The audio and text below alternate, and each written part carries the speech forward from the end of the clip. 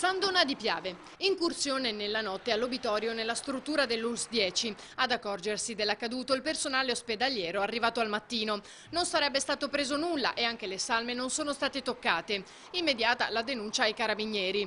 Mi auguro che chi ha compiuto questo gesto deplorevole fosse consapevole del luogo in cui è entrato, il commento del direttore generale Bramezza, anche perché in un obitorio non si trovano certo denaro o oggetti di valore.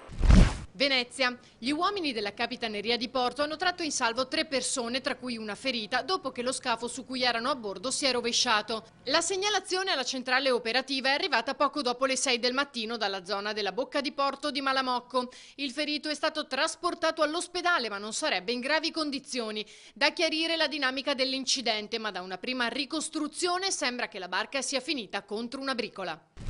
Murano. La stella del maestro cenedese occupa abusivamente lo spazio pubblico. Questo è il motivo per cui è giunta al diretto interessato l'ordinanza comunale di rimozione dell'opera, in Campo Santo Stefano, dove è situata dal 2007. Mantenuta dai cenedese che si sono occupati di pagare le spese di illuminazione e la messa in sicurezza. Per scongiurare che la grande stella blu venga rimossa è stata avviata una petizione sul sito change.org indirizzata a Comune e Sindaco di Venezia. Già centinaia le firme raccolte.